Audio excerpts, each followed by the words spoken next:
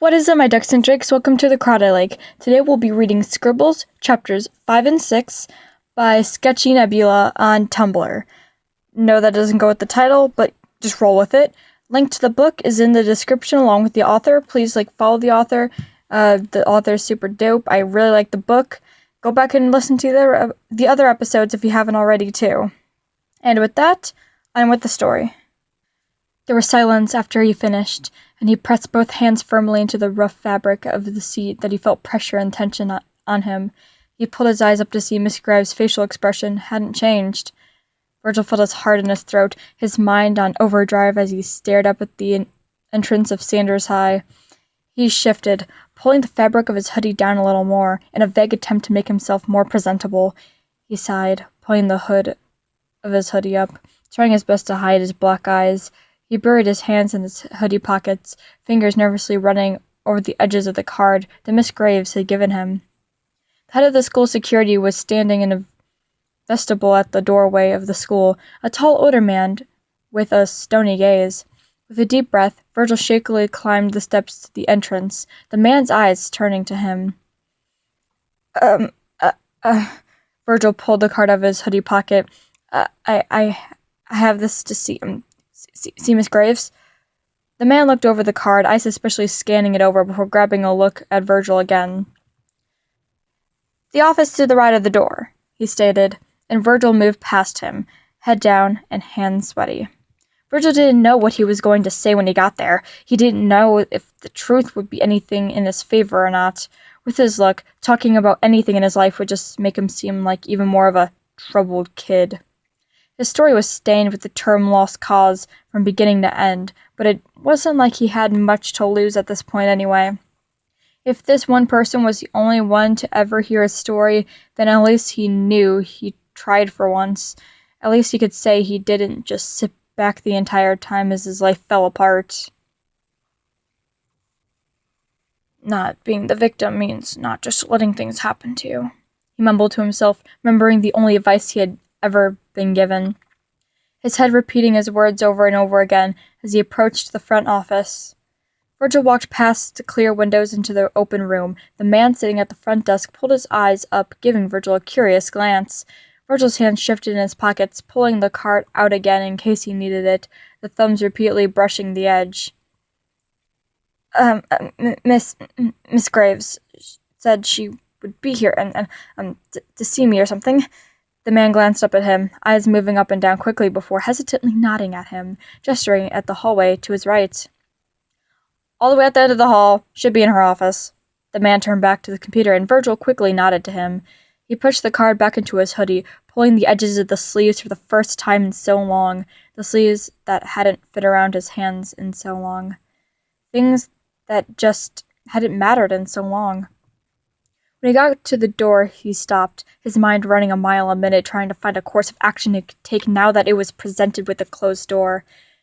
He stood there, not quite knowing what to do, until he eventually settled for just pulling back his fist and knocking on the door. "Come in," Miss Graves' voice rang out behind the door, and Virgil turned the knob, pushing the door open but not walking through, his feet glued to the area of the floor color carpet they had settled on right outside the door. I'm here," he stated, his legs wobbly in their place, his knees locked.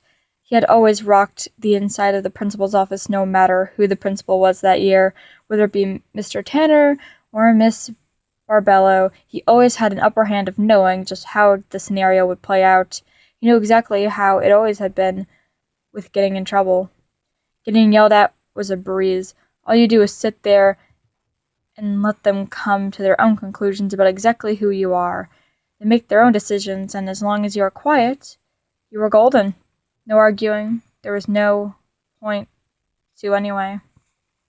This, however, was different. An adult was going to listen to him for once, and he didn't know what to say. He'd never had anything to say before. "Well, come in and sit down. Your hovering isn't going to help the meeting," Miss Graves said, gesturing to the 2 plush chairs in front of her. Virgil moved, body trembling as he sat in the chair, his back stiff. "Well, would you like to begin?"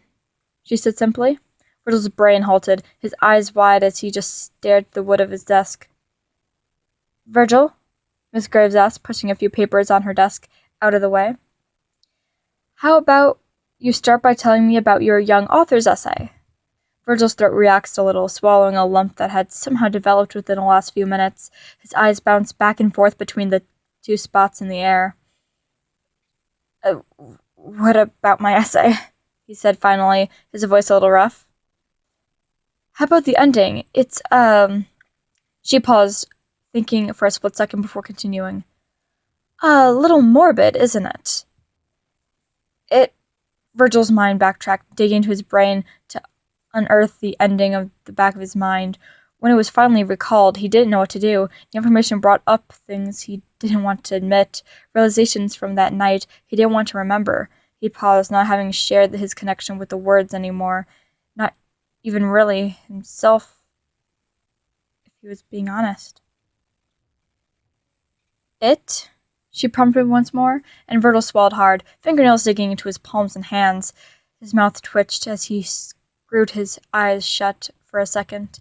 He was supposed to be pleading his case or whatever, supposed to come to her and tell her why his situation looks the way it does, and here he was having prompted at every turn, like he was being trapped into an unwanted conversation with a teacher rather than voluntarily giving information in order to desperately improve his situation. It was kind, for me at least, it was kind. He started, the words random and instinctual. If he was going to fuck this up, he was going to do it earnestly. Her eyebrows rose, and he tried to continue, tried to get over as much as he could before his mind made him close his mouth out of trepidation, before his mind made him overthink every word until he couldn't say anything at all. It was kind of based, he forced himself to stop, lips clicking shut as he slowly pulled his head up, before pushing himself to look her in the eye. He scanned her face, eyes doing everything they could to not stay in one spot as he spoke. "My dad, he killed himself, so..." Her eyes widened momentarily in surprise before her face was schooled back into a natural expression. Virgil's eyes flicked around, taking in each movement of her face as they seek for disgust, the irrational anger that people had at hearing that. His face was relaxed, if a little tight. Her eyes stuck with his, her posture was wavering, her lips not curling. Virgil took a deep breath before continuing. "My dad killed himself," he restated, nodding to himself. "And my mom, she's sick." His eyes wobbled before falling. They connected with the floor again, and Virgil squirmed. "I was bullied. That was all those fights, I mean." He shook his head, hand coming up to the thread itself through his hair, palm narrowly avoiding the sore, swollen lump on the edge of his hairline. Not that me reacting in violence in turn was a good way of handling that. It's just that adults..." He halted, eyes widening. "Well, no one in the Bay public ever did anything about it, really. And a kid, he was good at lying, so I fought back." There was silence after he finished, and he pressed both hands firmly into the rough fabric of the seat as he felt the pressure of the tension weigh in on him. He pulled his eyes up to see Miss Gray's facial expression hadn't changed. Virgil felt himself sag. His aching face dropped as he waited to be kicked out already, to be told he was wasting her time and needed to leave. But the moment was ended not by her telling him to leave, but by her picking up the phone at the desk, speaking into it. "Chris? Can you call Alan down from his class? We have a new student candidate that will want the once around the school before he takes the entrance exams." Something in Virgil's chest soared, and he dared to call it hope. Miss Graves stood, and Virgil copied the motion, following closely behind her as she walked into the waiting area of the office. They didn't have long to wait, and the boy soon sped in almost out of breath. He was scrawny and disheveled eyes, quickly flicking through the room before spotting Virgil. Alan, this is Virgil, Miss Graves said before turning back to Virgil. This is a member of the student council. He's going to show you around the school and tell you what things will be like here. After that, you will get the papers from Chris. She gestured to the man at the front desk, who looked up and gave Virgil a tight-lipped smile before looking back down at the monitor. To study for the entrance exam. She looked back at Alan. Take it away, kid. All right, then. I'm Alan. You already knew that. Sorry. I'm going to be kind of your guide on this adventure or, mundane life event or whatever. He held the door open and gestured out onto the school dramatically. Virgil just glanced at Miss Graves, who looked not at all shocked as she saw further into his hood. Oh, wait, do you have... are those real black eyes? Or eyes? Alan asked, moving his hand from holding the door open to gesturing at Virgil's face. Virgil grimaced, his sore flesh posturing the expression. He was already being singled out before he had even had a chance to be accepted into the school. Alan? Virgil jumped up, the voice of the principal ringing out behind him. Give him the tour, she stated, not unkindly, but in an infinite way that left the room with no interruption. Yeah, of course. Yeah, this way. He turned again, walking around the room, and Virgil sighed through his nose, stuffing his hands back into his hoodie pockets before he followed. The school wasn't fancy, but it was definitely better than any school Virgil had been, especially Bay Republic. The walls seemed semi-clean, and lockers were all closed and not half hanging off their hinges or dented. And the place was spacious, with enough windows to not suck the life out of the students immediately upon entering. Alan chattered on and on about the school history and their values, and as they went, Virgil peeked into the classrooms, his eyes mentally noting the nooks and crannies. It went on like this for a while before Alan's paced movement stopped, his eyes looking at his wristwatch and sputtering. I'm sorry about this, but passing period's about to start, so hallways are about to be, super, really full, Alan said with an apologetic shrug. Virgil shrugged back, mentally thanking him for the heads up. As predicted, the bell rang, not a shrill ding, almost like a musical alarm, Virgil noted, and the hallways were then filled with students, the chatter and batter moving as teenagers grouped up with friends and acquaintances. The mass of colorful clothing and loud voices made Virgil shrink further into himself, leaning against the wall, a little as Alan kept talking. We have a blocked schedule for the college and AP course kids, so we can usually get through a whole tour without having to deal with a passing period crowd. I'm sorry. Virgil nodded along at whatever Alan was babbling about, his eyes shifting just slightly to the left. It was only 3 centimeters to the left. 3 centimeters. But it was just enough for his eyes to catch on something bright, red, and shiny. Virgil's heart thumped, his eyes widened, freezing on the forms of 3 boys he knew everything and nothing about. Who are those 3 right there? Virgil asked, his words coming out before he had a chance to think about them. Alan looked at him questioningly before he quiveringly pointed to the trio. Alan peered over to where Virgil was pointing, eyes squinting before turning back to Virgil. Oh, they're a polyam. They're soulmates. And they all dominate in each other of their choice of, hobbies or things or whatever. So it's they kind of rule the school a little bit. He moved, pointing to each one as they talked about them. That's Roman. He's the best in our drama department. Insists on wearing a sash with every outfit. Don't ask why. The teacher says that he's a shoe-in to get into any theater. Or stage arts or whatever, college. Patton, who has literally maxed out the school's psych classes and goes through college to compensate. Of course the school pays for it because, something with Logan in both math and physics. Though he's so smart, he could probably pick any concept and own it, I think. Alan shrugged, and Virgil's face heated up, awkwardly staring at his soulmates from across the room. His heart swelled with happiness at their accomplishments, getting a sense of inexplicable pride as he watched them flourish. At least they were doing well. Logan turned a little, his body aligned just enough to be able to glance up and make eye contact with Virgil. Virgil's eyes filled with horror, wiping his head down towards inert and flare of pain this brought in order to break the eye contact, the dark red flush in his cheeks, burning shame in his veins. Oh, the joy of getting caught staring at someone. Alan laughed a little. Dude, what was that? He asked, his eyes shining with amusement, and Virgil felt himself grip the inside of his pockets harder, crushing the card in his hand. What? Virgil asked, his voice hard, stomach rolling. His eyes refused to make contact with anything as he bounced around them. Alan rose his hands in placement manner, eyes wide. Dude, it's fine. Logan, there's, no reason to be scared of him or anything. Well, unless you try to get in debate with him or something.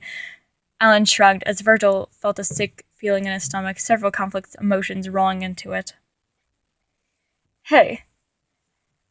I was wondering if you'd ever been to Strips. It's a comic shop place. The familiar name made Virgil warily start eyeing Alan. Why? He asked slowly, and Alan shrugged. I don't know, you just have that exact same jack of a kid who, passed out or something a few years ago. Virgil cringed at the memory, his tender face erupting in pain at the action. A smile broke out onto Alan's face. Oh my gosh, that was totally you, wasn't it? Virgil's energy drained from him, face falling, suddenly impossibly tired. Let's just, I don't know, get the rest of this over with, Virgil stated, voice slow and quiet. No, I'm sorry. I didn't mean anything bad, but the only reason I remember is because nothing ever happens at that small shop. I should know. I've worked there for 2 years now. Alan waved his hands around, flashing Virgil the number 2 with his fingers. Virgil's eye caught the green writing on the back of Alan's hand, locking there for a second before letting go. Alan's eyes followed along Virgil's line of sight before it connected with his own hand, and a smile broke over his face. Oh, he lives in England, and he's a year older than me, Alan said excitedly, and Virgil gingerly nodded his head at Alan, who just kept going. How about you, soulmate? Virgil's face darkened, and he shrugged, making Alan's face fall. Oh, are you do you not have a... The 1 minute too late bell rang, and all students smiling around started heading to their classes, the hallway slowly emptying. Yeah, Virgil said harshly, his voice echoing a little in the now empty hallway. Yeah, I don't. Beat me up for it or whatever, I don't care. Alan's face pulled a shocked expression before his hands were once again raised, open-palmed in the air. Whoa, no! And if anyone does anything like that to you, you go to the principal. We have a strict no-bullying policy here.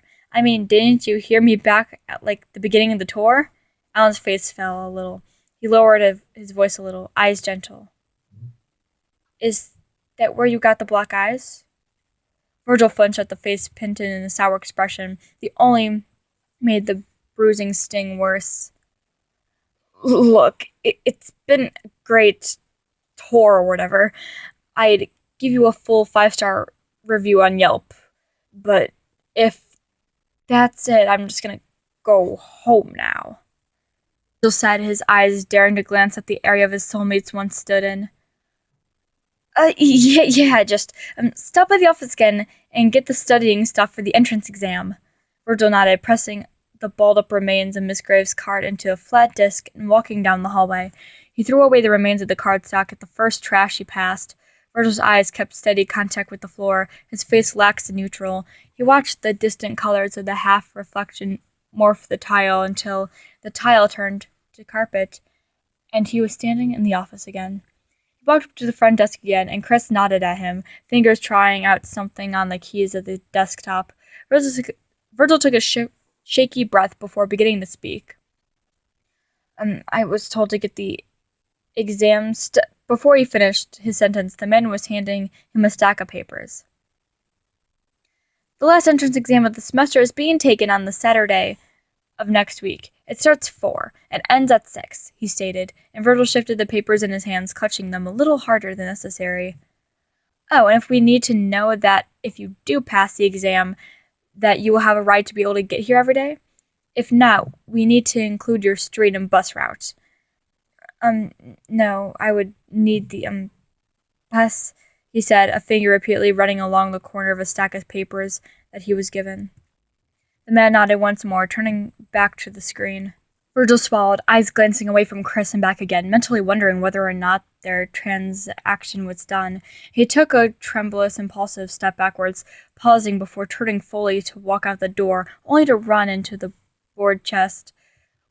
"Whoa there, watch yourself." The voice was boisterous, not exactly mean in a way, but loud. When Virgil looked up, he felt his blood drain from his face. Roma was looking down at him, greeting him with a large smile. "Well, I know my presence might be overwhelming to some, but surely it isn't scary," he said with a quirk of his lips that made Virgil blush. Why am I thinking about his lips? Virgil's mind screamed at him, and he pulled back, stepping out of Roman's way and waiting for Roman to enter the room so Virgil could exit. Roman entered fully, but he turned just as Virgil was about to make an exit. "Welcome to the school, new kid. Hope to see you at one of my performances." Virgil found his voice again, letting out a shaky "sure" before he was bursting out the front door into the open air, getting another raised eyebrow from security. By the time Virgil had once again sagged into his house, his legs were about to give out. He pulled the door shut, leaning against the frame, letting out a sigh. He pushed his hood down, pressing his back against the wall. He found himself smiling, despite, everything he had done. The packet of information for studying for the entrance exam was tucked safely under his arm. Now all he had to do was pass it. His smile fell before he pushed off the doorframe, his feet scuffing on the wood floor as he moved into the living room. His mother was still in her place of sleeping on the couch. "Hey, Mom," he whispered, not expecting an answer, but hoping for one. He walked around to the front of the couch, eyes barely making out her form, until he had circled almost fully in front of it. His pulse jumped. He felt his skin drop, panic grabbing his heart and almost yellow color on her skin. "Mom!" He shook her shoulder before rolling over to the back and placing his hand over her nose and mouthing to feel light air blowing from her nose. He quickly ran to the phone, quickly dialing 911. As he waited for the ambulance to get there, he couldn't help but wish he had hung on to that hug a little longer. He pulled his hood tighter around his face, eyes tracing over the floor, before he turned. He was ready to go to walk home, just as he moved his hand lightly gripped the shoulder, tugging a little to stop him. Virgil's shoulders scrunched up, body pulling away. He began, his eyes connecting with another person's. His voice was all at once buried under stuttering, as he turned to see that the hand belonged to Patton. Patton, whose face was beaming eyes, large and shining. Chapter 6. The preparations for the winter musical was priority number 1 for most of the school, both student and faculty, though Virgil only knew this because his computer applications teacher was also the head of the sound and lights of the play, which meant his class was usually given an assignment before being left to their own devices. Mr. Morley left the room, barely having a full grip on his computer before he opened the door, foot wedging itself into a closing space. He turned, eyes looking over for instructions he left on the board. He smiled, nodding to himself. His instructions for the next part of their assignment was clear as day. Though, I guess it depends on what day it is. "Miss L is right next door. Don't do anything stupid," he stated before turning and leaving. Virgil stared at him, the rest of the class already having started or finishing the assignment, while Virgil was at a loss for what the assignment actually was. Virgil hunched over at the computer, his eyes looking over at the instructions once or twice before his fingers started to ghost over the keys. "Isn't the play like in November or something?" Virgil mumbled under his breath. He jumped, a shot of a general making his hands yank away from the keys as Alan suddenly rolled his chair next to him, knocking him over. "Yeah," Virgil said with a shrug, twirling a sucker between his fingers and leaning back, slowly turning to the spinny chair. "Rumor is that some scout from a fancy acting college is going to be at our winter musical, so they're in some sort of tizzy." He pulled the wrapper off his candy before sticking it in his mouth. "I don't know anything other than that, though. I don't run with those people," Alan said before spinning the chair wildly and biting into his sucker, starting to chew on the gum there. Then why do Why do you know any of that? Virgil asked slowly, his mouth tilted, lip puckering slightly, and Alan spun the chair to face him again. Well, I know a lot of the tech guys. I mean, I'm a very computery class. I can get into some of them and stuff like that. He turned suddenly, pulling his body from leaning back into leaning forward, his chair rocking as he did so. It's not like I don't like musicals. I just don't like school musicals. Alan paused, his eyes suddenly widening before his mouth pulled into an uneasy smile. He leaned into it a bit more.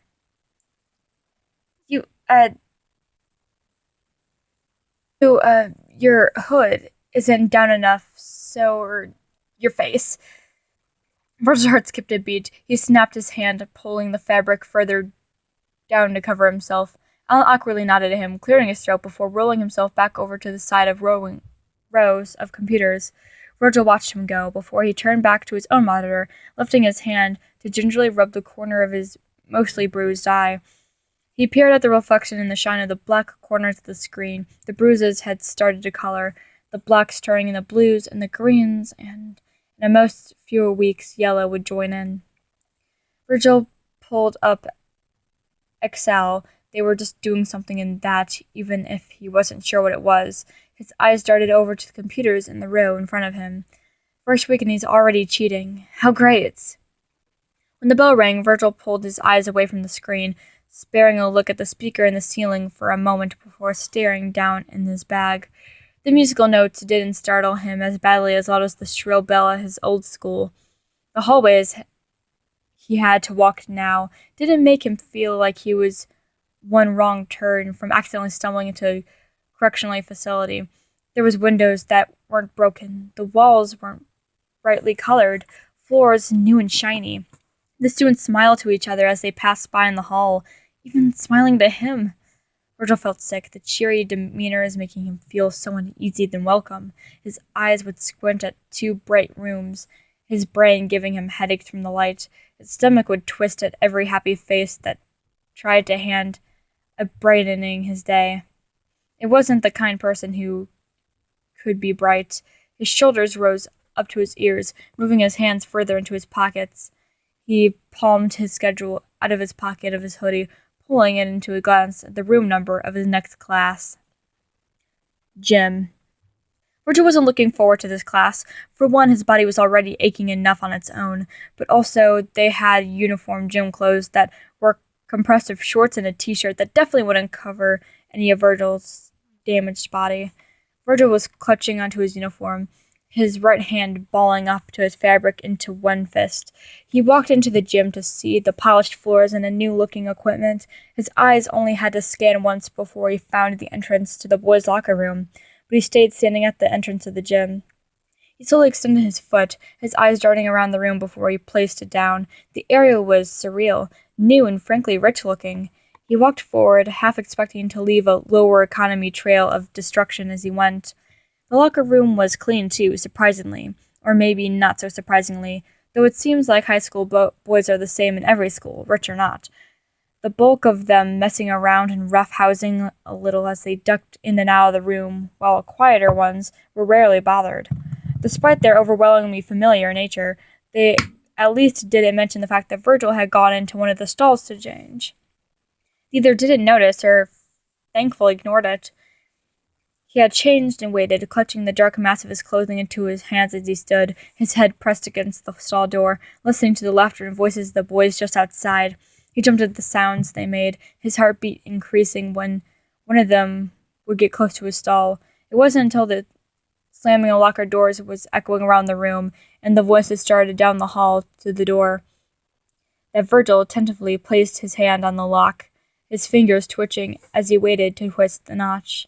It wasn't until after all the boys had left that the dare track in the stall opened, the suddenly noiseless room echoing the squeaks in the door hinge. He walked out, sprang himself of the sorrowful glance in a mirror, eyes briefly scanning over each inch of damage that was now visible to everyone. His hands folded his clothing into the locker, giving the fabric one last glance before dragging his feet slowly, breaking himself to walk out. His eyes were connected with the floor, barely pulling himself to peer at the rest of the class, all of them already running laps. He shakily pulled at the hem of his t-shirt. "Yeah, go change back and sit on the bench." Virgil jumped at the gym teacher's voice, his eyes snapping to see her cracked lips pulled into a tight line. The blue and black prints clashed wildly against his pale flesh in a way that would almost be beautiful if they are meant anything other than what they did. If the color had come from anything other than his fist, the stains of colors decorating his jaw and limbs like someone dipped him in slowly fading inks. The pain-licked bruises were a strong indicator of how well he was going to be able to run laps today. He sighed at her words, giving a breathless nod before he turned, his body sagging before running back into the locker room, his eyes shooting out to push the door open, and hands fumbling with the lock on his locker before pulling out his worn clothing. He stripped himself down quietly, his hand examined the paint in the wall, carefully looking anywhere but the mirror across from him, the reflection mattering less to him than just getting covered. Soon, the uneasy feeling in his chest relaxed a little. The fully covering layers of clothing hung off his body as he sighed, his fingers tracing the edge of the hood before he pulled it up, leaving the locker room. He sat on the bleachers, his heart finally settling into his chest, body ready to exhaustingly sink into the monotony of watching the other students run in circles several times over, when another person sunk into the spot next to him. He kept his eyes forward, mentally chanting, wishing, and begging for this person to just leave. He heard the rustling of papers. He said before he glanced over to see a ginger girl fiddling with her phone and folding filers. What are you doing over here?" Virgil asked, his eyes flicking to the coach, who would rather distracted with some boys who managed to give each other bloody noses, and back at the girl in front of him. "Well, I sprained my knee," she said, putting her phone back into her purse and gesturing down at the splint on her knee. "I do volleyball, but I'm also over here because I want to give you this flyer." She pulled a piece of paper out of the stack with a little flourish, handing him a flyer, which at the top said, "WISE competition this Friday," in all caps. What?" Virgil asked, his voice tired of body bending backward away from the girl. His hand slipped the flyer back into the stack. "Well, I know you're new, and this would be a great way for you to make some friends," she said, hand pulling the flyer back up, holding it in the air. "I'm a member of the student council, and we're all about high school pride and extracurriculars. We want to make sure that everyone feels accepted here at Sanders High. Have you ever heard of the Nobody Eats Alone Club?" Her tangent made Virgil's brain halt, and he managed stuttering onto a quick no as she floored on. "Well, it's a thing student council does every day at lunch. Anyone can come to the student council room and eat with us. It's another great way of making friends." Virgil finished for her, scooting away from her and her rather loud speech. She paused, looking at him. "Are you not interested in making friends?" she asked, tentatively lowering. I don't know," he said, turning back to look out at his peers as they ran aimlessly around the gym, their bright-colored gym clothes matching up with the polished wood floors, with a neat print of their mascot in the middle. Virgil felt like he was looking outside in, their unbruised bodies clenching the idea that something was just wrong with Virgil. He could never be friends with any of them. "Well, maybe just talking to other people could help you find out," she tried, handing him a flyer, still highly confused on her mission of getting Virgil to accept one of her pieces of paper. "Even if you don't want to make friends, you could just find out if there's anyone here you would like to do. No reason to be sitting bored in your room after class, huh? Like, see here." She pulled the flyer back to her, pointing to the title. "This is WISE. It's basically a trivia club. They compete in trivia competitions. They're going to be competing for a place at the state competition, and it's going to be held here in our auditorium. I've heard that we're, basically guaranteed to win since Logan joined. Logan is..." "Logan?" Virgil asked, eyes wide, turning to face her again. Yeah, Logan. You know him?" Virgil blushed, his face thankfully hidden behind the darkness of his hood as he went quiet. She stared at him for a moment before shrugging. Well, just think about going then. If you know him, it might be a good way to show support for him. Virgil hated school events. The brushing of bodies against him while floating in the crowd of at least favorite people was already enough. The constant fear of getting cornered was another matter, but that was before Sanders High. They didn't apply here. Here was just uneasy, comfortable, too many bodies and too much happening was enough to make him decide to stay home. His mind firmly planting him into a too quiet house was only him. The feeling of unease was enough to stop him, almost always. Almost. It didn't stop him now, though. It didn't stop him from being at every theater event, fundraiser, and food drive that the Roman, Logan, and Patton ran and participated in. Somehow there was something worth it in the end. All the uncomfort pressed against him, but just a glimpse of the dark blue button-up, cardigan, or sash was enough to make Virgil feel home. It was better than any promise or free food for Virgil. The promise of spotting just one of them. Logan was brilliant. Virgil was convinced that he was an actual genius. His hand was the first on the buzzer for almost all the questions, and he answered them all flawlessly, too. The only ones he had to back up and let one of his teammates take was ones on some high school drama TV show that everyone probably knows that Logan doesn't watch. Virgil wasn't all the entire time, eyes following the rapt attention as Logan and the girl asking the questions did their back and forth. A question followed by only a millisecond of silence before Logan's hand went on the buzzer, and he was saying the correct answer. Virgil's face lit up, his mouth stretching into a smile that made his bruised cheeks hurt. His body protested as he jumped up to clap with everyone at the end. Logan stood with his team to accept the state trophy. Virgil's body felt stiff when he stood. Too much sitting caused his legs to feel slightly jelly-like as he pressed them into the straight again. He watched as people started to mill around, families taking their kids and friends laughing, shelling out money at the concession stand. His smile had faded a little, muting from one of the pure elation to a small pull of his lips' corners, his eyes little and sad. He pulled his hood tighter around his face, eyes tracing over the floor before he turned. He was ready to go to walk home. Just as he moved, a hand tightly gripped his shoulders, tugging him a little to stop. Virgil's shoulders scrunched up, body pulling away.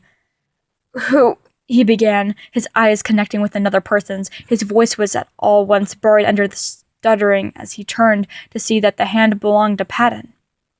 Patton, whose face was beaming, eyes large and shining. What? He asked, tongue not cooperating. It never cooperated. Well, I just wanted to thank you, Patton said, Virgil's eyes softening at the earnest smile. I'm the student council president, and I've noticed that you're at almost every school event, even though you're new. Virgil nodded numbly, cheeks redeeming. Patton kept going, his hands moving with each word and an expressiveness that made Virgil's eyes follow each movement with longing.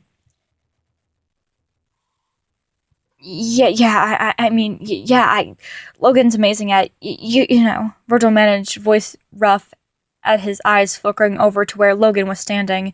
He was being congratulated by his teammates, what Virgil assumes are his parents, proudly beaming at him from just behind. Oh, Patton exclaimed, making Virgil's eyes pull back at the boy in front of him. Do you want to say hi? Patton said, making Virgil choke on a spit. No, I'm good. He looks busy. Virgil backed away, shoving his hands in his pockets. Nonsense. Logan wouldn't mind at all. Come on. Patton grabbed Virgil's wrist, pulling it out of his hood and moving forward. Virgil felt the warmth from the contact run through his cold skin. His legs numbly moved forward, automatically letting himself be led by Patton. His mind was held by the feeling of light, tangible pressure on the surface of his skin. Physical contact being instigated by his soulmate. When Virgil's head finally managed to pull itself from its stunned fog, he was standing directly outside the small group around Logan. His heart rate sped, making his mind halt as Patton moved him past each body around them, leading him through the crowd till they were at the center of it. Virgil's mind pulled him back in time, the taste of the dirt on his mouth as he was surrounded by other kids. Their laughter filled his ears, and the sticky contents of the juice box poured between his legs. The words echoed in his mind, ranking over his heart. Virgil wet himself. "You okay?" Virgil's eyes snapped to look at the concerned arises of Patton and Logan. The sting of shame and panic pierced him. The feeling vibrated under his skin and gave him a tight smile. I'm fine," he said, his voice low. The outlines of the body felt fuzzy, noise of the auditorium just pulling back in as the static cleared his ears. His eyes kept darting from Patton to Logan. "You sure, kiddo? Do you need to sit down?" Patton asked, his voice gentle, and Virgil wanted to be engulfed by the ground. He wanted to pass out or stop existing, anything to pull him away from the moment, away from Patton's concerned eyes. Virgil mutely nodded, something in his chest turning sour as he allowed Patton to sit him down on the edge of the stage. He watched as Patton gave him one last small smile before moving to stand by Logan. Virgil stared at Patton's back as he left, his hands clenching and teeth gritting. "Here I am," he thought to himself, mentally screaming at Patton and Logan, mentally shouting to all that might hear him, which in this case is nobody. At first impression, to fit someone so, like me, he screwed his eyes shut, and suddenly everything was uncomfortable and overwhelming, the pressure of the wood on the stage digging into his thighs at each sound of his ears from the people around the room. He heard Logan say goodbye to each of the members of the group, and Virgil felt each pair of eyes that glanced at him as they left, the feeling making him pull his hood further down. "Oh well, who is this? He definitely doesn't look like a drowned rat." Virgil's eyes snapped open, locking with some guy in bright yellow, button-up shirt with a bowler hat. The sudden light of color made Virgil sag. He was just so tired. Virgil glanced back to the other two just as they turned back to him, both of their eyes locked on the other guy at almost the same time. Logan's back straightening, his eyes darkening, while Patton sent an unsure, crooked smile their way. "What are you doing here, Janice?" Logan asked, walking over, pulling his spine as tall as he could, standing himself in front of Patton. "I'm just here to say, as a friend, of course, that with all this competition going on for the lead of the play, you guys should probably get Roman to pull out," he said, face lax and voice casual, as Logan rolled his eyes. "That is completely ridiculous. We are not going to let Roman to pull out on an audition when he objectively most likely is to win the lead," Logan said, and Virgil turned to look at Janice again. Janice's eyes sharpened, and he sent a glare at Logan before turning to Patton. Virgil sat there, his eyes flickering from one face to another as the agitated feeling burned under his skin. "Well, unfortunately, I'm auditioning too, and well, we all know, objectively, he can't beat me." Logan crossed his arms while Patton gave a halted, nervous laugh. I'm sure Roman will appreciate the friendly competition," Patton said. Janice scoffed, and Patton's smile fell from his face in a way that made bile rise to Virgil's throat. Patton's eyes bounced between Logan and Janice, his hands fiddling with one another in his lap. Janice was suddenly looking at Virgil head-on, eyes shooting up and down his body in a quick succession, making Virgil wrap his arms around his chest. Janice's eyes widened as they stuck on Virgil's face. "Well," he reached forward suddenly, two fingers swiftly knocking off Virgil's hood, revealing a colorful splashes of bruises up and down his face. The full force of light combined with the sound of gas made him tightly close his eyes, a shot of pain hitting him at the moment. "I'll just leave you to deal with that," Janice said, footsteps echoing away from them. Virgil flinched his body, itching, and a hand gently cupped his cheek, the tightness of his face relaxing as he tentatively pressed into the palm. The bothered irritation of his skin hummed, but the palm on his cheek was cool. The contact was overwhelming, but he couldn't pull away, couldn't decide what was more uncomfortable. He cracked an eye open to see Patton's eyes scanning up and down his face, his other hand coming up to softly tilt his head around to see the damaged corners of flesh. Virgil was tense, his eyes blurring as Patton tisked over the injuries, his heart aching with everything he has ever wanted. The feeling of the heart heat of the contact sent mixed signals to his brain, and Virgil bit his lip, painfully forcing himself to push down that full feeling, his eyes slowly trying as he blinked back tears. "What happened?" Patton asked. Virgil barely brought himself back enough to be able to shrug. "Guys, my school." Virgil managed to get out and Patton sighed. "Savage," Logan stated, and Virgil straightened his back, looking over at Patton's shoulder to peer at Logan. Why are you complimenting them?" Patton asked. "What, I'm saying that they were disgusting? Savages. Oh, is that another contemporary slang word I have to learn?"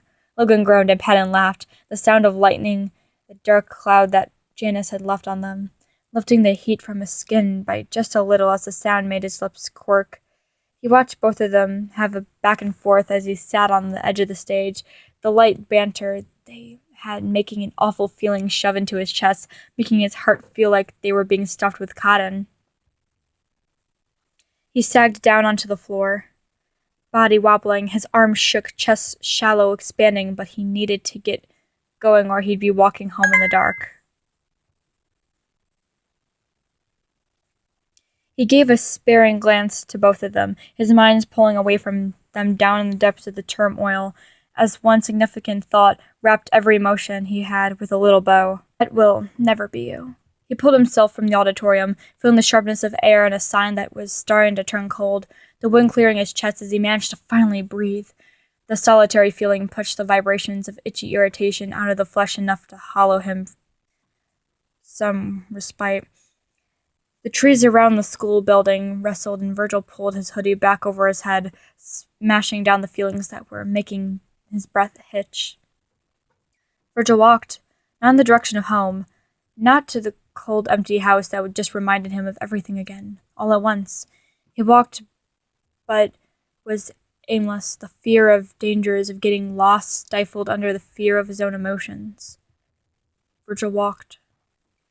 Virgil felt the wind bite his cheeks, the neon orange of the sign burning through the night, lighting up the street of what kind of artificial light that screamed city life.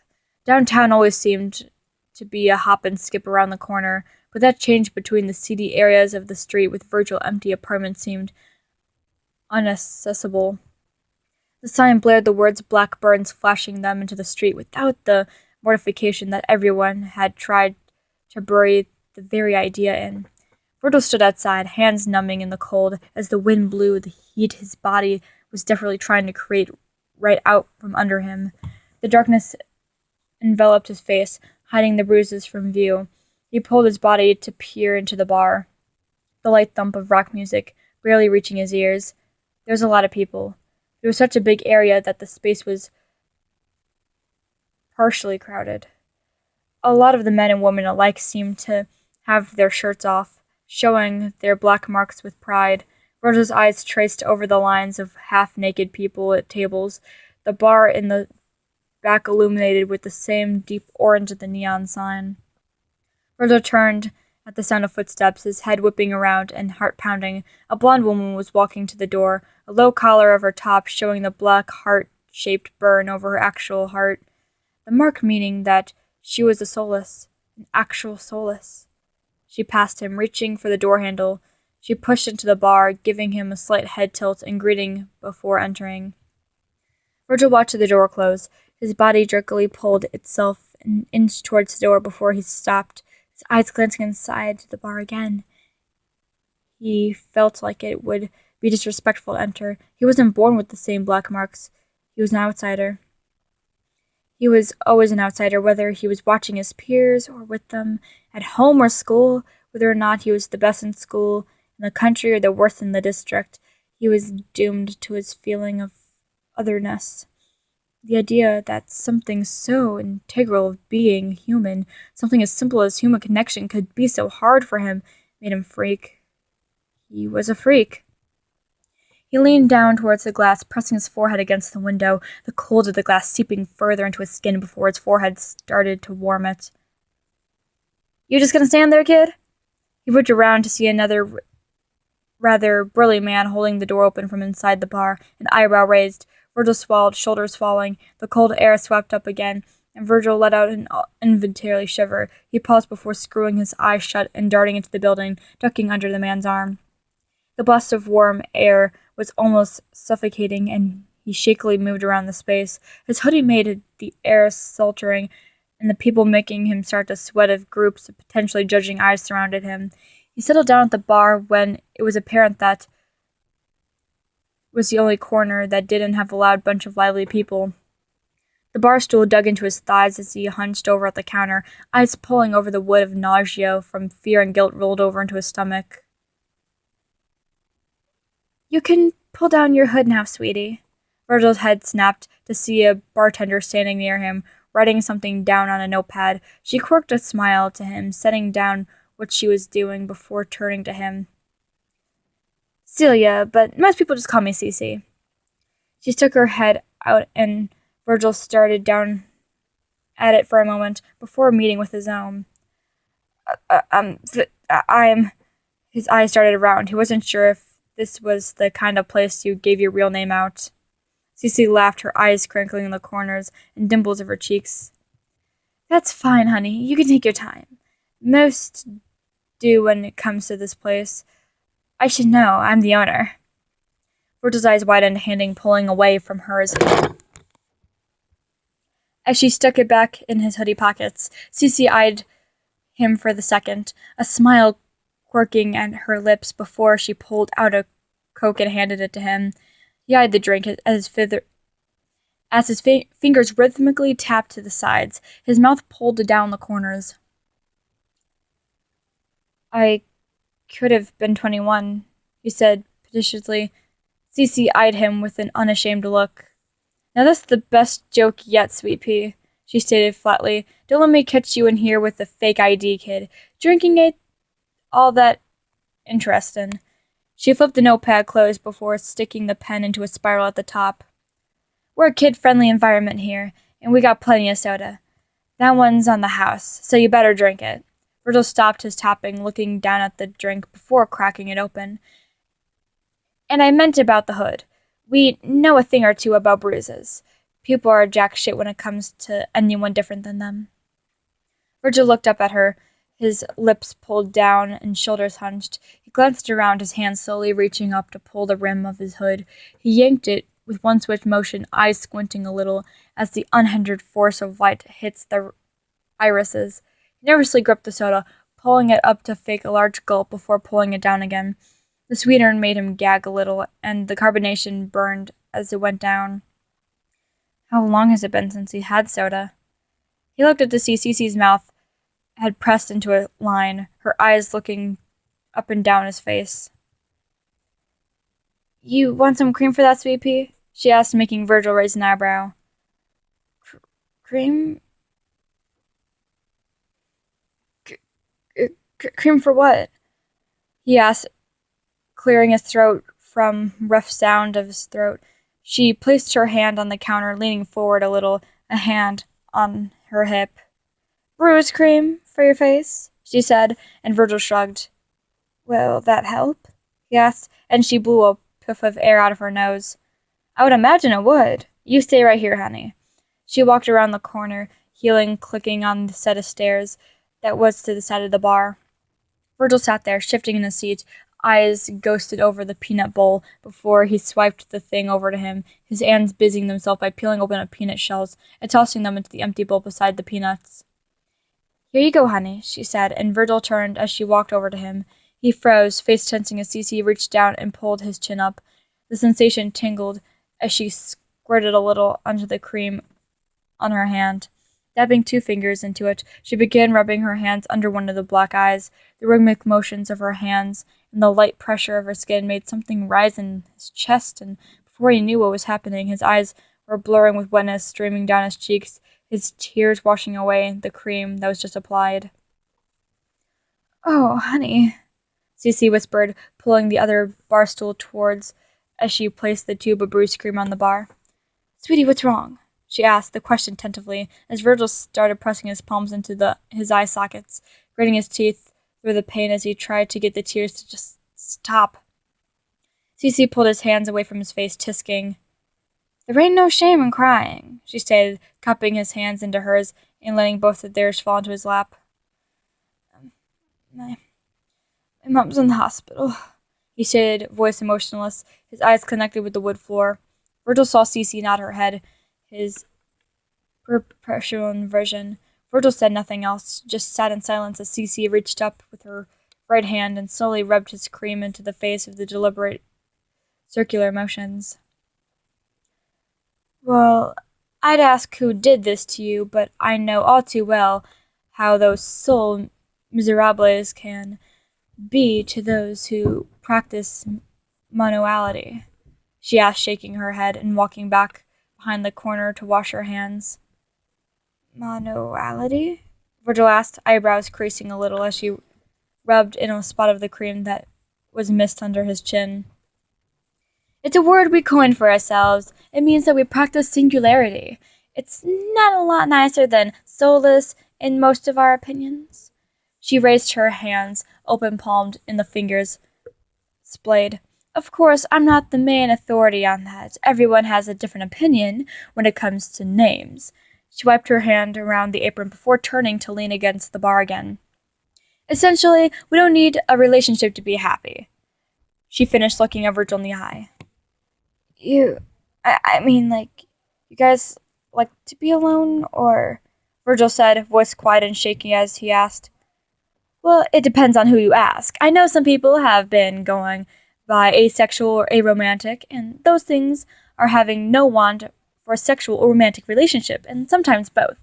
But there are also people who just like to be able to pick someone for themselves, and not have some unknown force pick for them." Cece said, her hand pulling the bowl of peanut shells off the counter to empty. "So, why would you not? How do you, pick?" Virgil stuttered, voice lowering at the end, unsurely. She laughed, eyes crinkling at Virgil's mouth, pinched shut eyes falling to the floor. "Well then, I guess you do have a soulmate, don't you?" Cece said, and Virgil's eyes widening, his head shooting up, mouth opening and closing a few times, not knowing what to say. "It's okay, honey. You're welcome here regardless, but I have to wonder who hurt your pretty face then."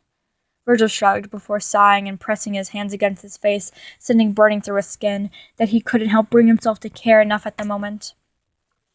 It's long and personal, really. I don't... Honey, one way or another, those feelings are going to come out. What better place to empty them out than somewhere with people you'll never see again?" Virgil's hands pressed against the floor of his forehead, back arched and elbows on his knees. He stared at the floor, eyes moving along in scratches of dull color that marred the wood. The sounds of clinking glass and liquid pouring starched up, a few people coming and going as Virgil spent his time hunched over. He could tell her. He was terrible at telling anyone anything. Words were not his forte. He was awkward and stuttered more than he said, but it wasn't like it mattered much here. His fear of judgment was unwarranted. He knew he was stupid, but that didn't make the fear go away. With each breath he worked himself up to broke himself back down, telling himself that he was going to say something, just to imagine every possible worst scenario outcome that he could. "You don't have to tell me your life story." Virgil pulled himself to look at Cece, who was putting money in the register that she just got. The empty cups of past customers still sitting along the bar. Virgil's back ached, crying out for him to put his awful posture and grimaced and straightened himself, bending his back and giving it a loud crack. Cece gave him an amused look. "Sit up straight, kid." She put the money in the register before continuing. "Here, let's start with this. Where did you get those bruises? A brother? Did you get in a fight?" Virgil licked his lips, shaking his head slightly before mentally backtracking and shrugging. It was a fight, I guess. He decided on, and Cece quirked her eyebrow at him. "I guess," he says, "either it was a fight or not." Cece pulled up one of those dirty glasses, hands working a cloth over to it to clean it. I don't know. We've been fighting for a while. It used to be like, well, for no reason, I guess. Could have been me or something, I don't know. Cece put a glass down, resting her hand on her hip. What could have been you? She asked, and Virgil threw his hands in the air. I don't know. I don't know what I did. Something apparently. 8 years, well, I started to fight back, but I mean, that kid was bullying me, and I have no idea why. He just assumed I was a soul, mono person thing, and then I never knew why he hated me so much, Virgil said, and he looked up to CCC's puzzled face. So, you have a bully, and you started to fight him, and you don't know why he's bullying you, she tried, and Virgil nodded, close enough. His body sagged into the seat, eyes connected with the dark liquid of soda. Well, it might not have been you, she stated, and Virgil's eyes watched the bubbles rise in his drink, mind running over the words. If you never told him you didn't have a soulmate, then he probably would have been mean to you no matter what. Some people are just cruel enough to see an easy target and just take it, she said, and Virgil leaned back into his seat, eyes met with hers again.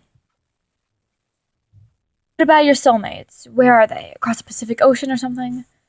She pulled the empty cups on the surrounding table to start cleaning them. Most soulmates can't stand it when their other half is unhappy, Cece asked, and Virgil grimaced. His eyes lowered across the Pacific Ocean, more like 5 seats down from him in math. God, he's pathetic. Believe me, they wouldn't care. No one wants me as a soulmate, Virgil said, and Cece hummed. That's not how soulmates work, hon, she stated, and Virgil froze, mouth hanging open as his mind raced to catch up with what she just said. Slowly, he began shaking his head and handing threading through his hair. I'm not good for them. Anyone, he managed to say, and Cece set the cups down, all of them, clean. Sweetheart, God, or magic, whichever you subscribe to. Fate, Virgil injected carefully, eyes darting to one of those around them. Fate, Cece nodded. It's never wrong. It matches those who want soulmates, up perfectly with those whose lives won't fit with the version of relationships it leaves alone. Virgil vehemently shook his head again, his knuckles cracking as his fist tightened its grip, digging its fingernails into his palm. Cece pressed on. Honey, fate can't get things wrong. It's not possible. Apparently not. If it was so good at its job, my mother wouldn't be dying in the hospital because my dad killed himself. Virgil watched in horror as the words came out of his mouth. His breath hitched as his eyes. Oh, sweet pea, Cece said, with sympathy in her voice making Virgil flinch. That has nothing to do with fate, she said, and hand reaching out to him, he pulled away, standing upright behind the bar stool. Sometimes it's not people, she said softly and leaning forward, bracing himself against the bar stool. Sometimes it's society. Virgil shook his head, hands going up to rub his eyes, but Cece just continued.